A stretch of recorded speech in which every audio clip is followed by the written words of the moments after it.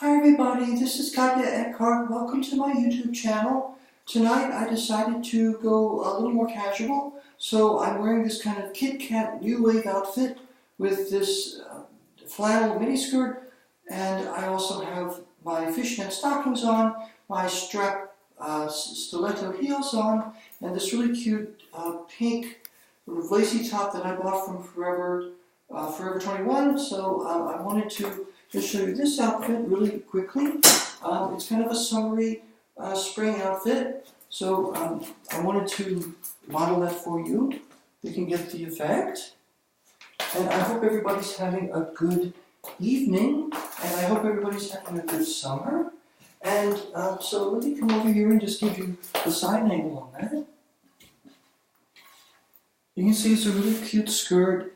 And I really love it with these heels, which pick up the netting in the fishnet stocking. So I enjoy wearing this outfit. And so let me give you the...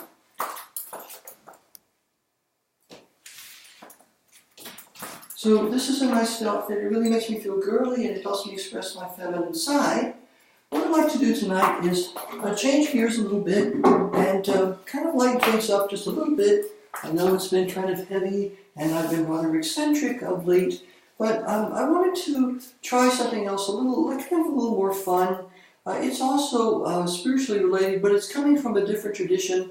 So just to show you that I'm not a stick in the mud, I have an open mind, and I certainly like to read across a broad range of traditions. I thought what I would do tonight is talk a little bit about Zen Buddhism, which is not, I'm not a Zen Buddhist, but I certainly have a great deal of respect for that. And what I want to do tonight is just work through 3 koans. These are Zen poems. They're kind of like riddles that a practitioner of Zen will use as an object of meditation or a tool of meditation in order to reach clarity or enlightenment. I want to talk about that without getting into too much theoretical stuff. I just want to go through these koans. They're very, very famous. 2 of them come from the Gateless Gate, which is a very famous work of collection of Zen koans that is collected or attributed to Ikai, also called Mulan.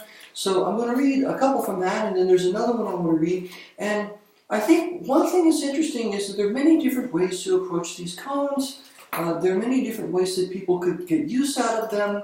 I certainly am not an expert, but one thing I think to keep in mind, or one way of approaching these koans, is that the purpose of a koan is to bring greater clarity and peace by breaking down misconceptions or misunderstandings, and in particular false dichotomies, false distinctions that people make, sort of black and white distinctions that they sort of assume are out there, but then it becomes clear that that's not the case. So let's just get right into it. The best way to understand a koan is to read one, and then let me just say a little bit about it. So the first koan that I'm going to read for you this evening is called Nansen Cuts the Cat in Two. So here's the koan. So Nansen saw the monks of the eastern and western halls fighting over a cat. He seized the cat and told the monks, "If any of you say a good word, you can save the cat." No one answered. So Nansen boldly cut the cat in 2 pieces. That evening, Xoxo returned, and Nansen told him about this. Xoxo, who's another monk, removed his sandals and, placing them on his head, walked out. Nansen said, "If you had been there, you could have saved the cat," said that to Xoxo. Now here's Muman's comment on this koan. Why did Xoxo put his sandals on his head? If anyone answers the question, he will understand exactly how Nansen enforced the edict. If not, he should watch his own head. Had Xoxo been there, he would have enforced the edict oppositely. Xoxo matches the sword, and Nansen begs for his life. Now, what's going on in this koan? Well, let's look at the situation. And again, this is only one way to approach it.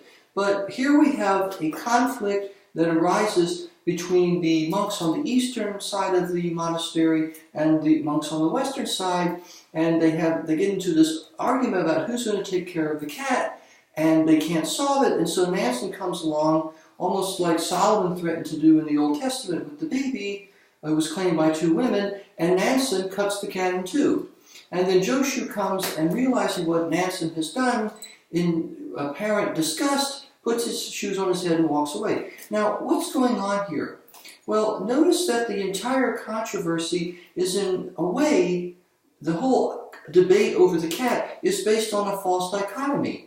In an ideal Zen Buddhist monastery and in an ideal Zen practice, there are monks on the eastern side and monks on the western side, like there are two warring factions or political parties. That's a totally human construction.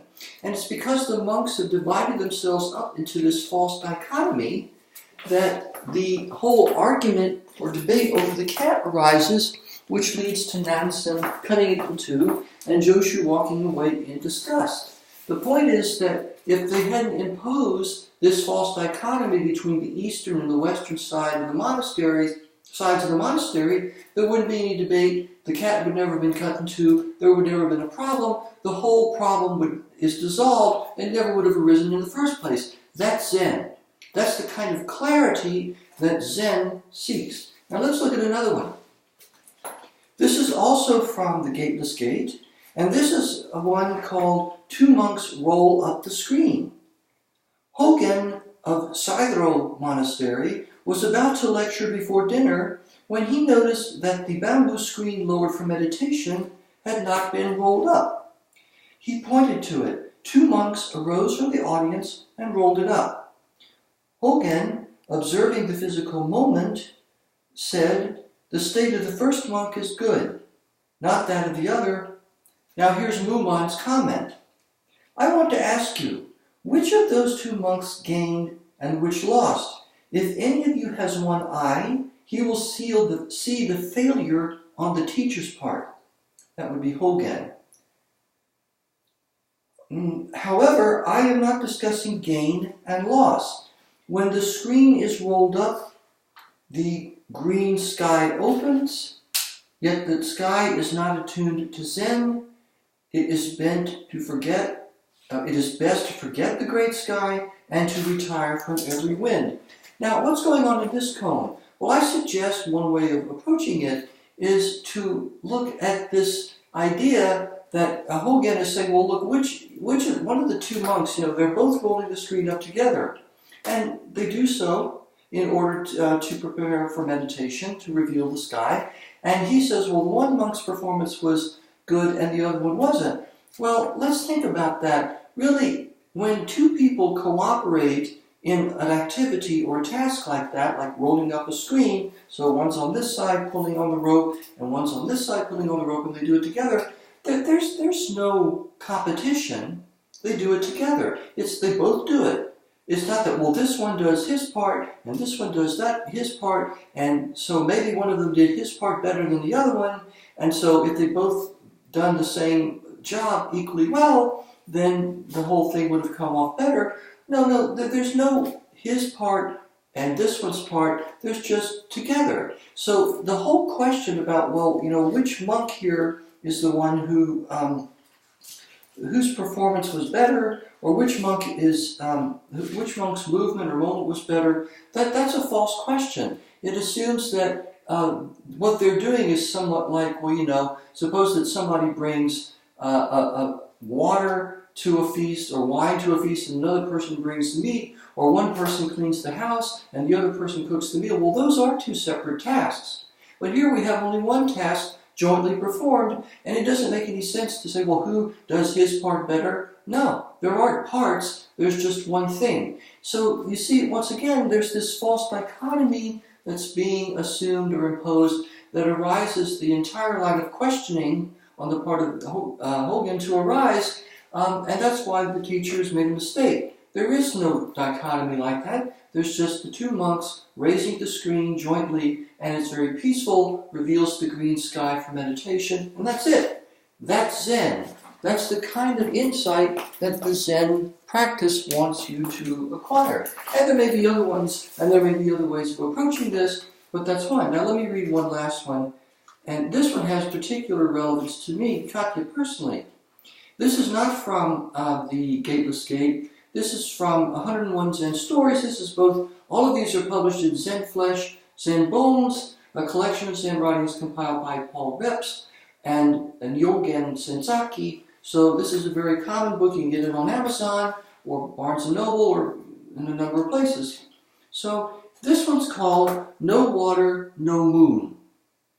When the nun Chiyono studied Zen under Buko of Engaku, she was unable to attain the fruits of meditation for a long time. At last, one moonlit night, she was carrying water in an old pail bound with bamboo. The bamboo broke, and the bottom fell out of the pail, and at that moment, Chiyono was set free. In commemoration, she wrote a poem, and here's the poem she wrote. In this way and that, I tried to save the old pail, since the bamboo strip was weakening and about to break, until at last the bottom fell out. No more water in the pail, no more moon in the water. So she has attained an insight here. Well, what is it? Now, I can kind of understand this. Let's imagine this female monk. She's very much involved in trying to become a good Zen Buddhist, and so she's meditating. She's studying very, very hard. Chiyono, she's studying Zen very, very hard and trying to acquire this practice. And so you can kind of see her thinking, well, look, I have to perform this task fluidly. I have to perform this task with a kind of beauty, a kind of rhythm, a kind of fluidity. And when I finally acquire that, that means that I will have acquired Zen. This is the thing that she's thinking initially. And so this is how she's approaching it. So she may think, well, look, I have to carry the water in this bamboo pail flawlessly and elegantly in this kind of sinuous, unified movement. And if I drop it, or if it spills, or if I stumble, or something like that, then I will have messed everything up, and I will not have acquired Zen perfection in this practice. Now, what's going on there? Well, one way to think about that is the female nun in this story is sort of assuming, well, look, there's a false dichotomy she's making, because they're sort of like, well, look, there's all the time when I'm trying really, really hard and focusing very, very closely and very, very carefully on my movement and making it fluid and making it exact. And so that's the epitome of Zen practice. And then there's all the other stuff, like when I trip, or I fall, or I burp, or for whatever, I make some kind of a gaffe, or I'm awkward, or I spill the water, or I drop the bucket, whatever it is, that doesn't have anything to do with Zen. And then no, that's not right. What happens is that when she does on this moonlit night, when she stumbles, or the bottom falls out of the pail, and all the water falls out, and then that also has a kind of fluidity to it. That can be integrated seamlessly into a Zen moment, because it's all part of the same continuum. It's not like, well, here's the part of our temporal and earthly existence where we're working really, really hard trying to be Zen-like, and it counts, and here's the rest of us where we're kind of acting sloppily, or we're not really measuring up. But the point is, in Zen, there's no dichotomy there. All of that is part of the same kind of fluid movement, and somebody could drop the water and then in this wonderful, beautiful, elegant moment see the moonlight being scattered in the droplets of the water all over the ground, and that can also have a kind of fluidity, a kind of grace that sort of flows out of what came before it, so that what you have here is not two parts like two ends of, two bookends on a bookshelf, the Zen part and the non-Zen part. What you have is a single continuum in which some things happen in one way and some things happen in another, but the insightful Zen person, the person who has attained clarity, at least on this front, sees that all of that can be integrated into a kind of sinuous, peaceful, and mindful life. And I've felt that in my own life at times when I've been trying to do something very, very hard, and then I mess up and I get very angry about it, and so I'm thinking, well, look, earlier I was doing really, really well, and later I messed up, and so I make this dichotomy, this assumption that causes a lot of stress, It makes me beat up on myself. It makes me get very angry. But then sometimes, I remember once, like when I was cleaning something and I dropped the sponge or something, and then I reached down and picked it up, and all of that, the washing in these, very regular circular movements, and then the thing falls out of my hand, and then instantaneously I pick it up, and then I resume, and then I could drop it again, and then I could pick it up again perhaps. But the point is, all of that can belong to one continuous, fluid, elegant, beautiful Zen experience. There aren't two parts of it, there's just one part. So that's what I wanted to do this evening. I wanted to give you a little taste of what Zen is like. And again, there are other ways of approaching these koans. Koans have, a good koan has a richness so that you can return to it again and again as an object of meditation, to try to glean different insights, to uncover different, maybe false dichotomies or assumptions that you may be making. So it really is a fascinating practice, and it's available to a lot of people. So I think if you're interested in it, once again, check out Zen Flesh, Zen Bones. That's a really good place to start. And I think you might find that it's something you want to pursue. But anyway, I just wanted to have a little bit of fun with that this evening, and I wanted to model my outfit. And I hope that everybody's having a really good summer. It's very hot here in Arizona now. We're in triple digits, but this is the time of year when that happens. That tends to build up the humidity in the air, and then we have our monsoon season. That's when the thunderstorms come and a lot of the desert. So all of that, in a way, is part of a continuous cycle that you could look at in a kind of Zen way. It's not that there's the good part where it rains and the bad part where it's really hot. There's all of it's part of the same continuum that you can approach in a very sinuous and mindful and Zen way. So that's the lesson tonight, the sensational lesson, if you will. And again, it's just one way of looking at it. It's how I tend to look at it, but you think about it yourself, and maybe you have a better way of thinking about it. In any event, this is Katje. Thank you so much for joining me, and until next time, I hope everybody has a peaceful and a safe and a quiet, good evening. Take care of each other, be good to each other. Until then, this is Katje saying bye-bye. Thanks again for joining me.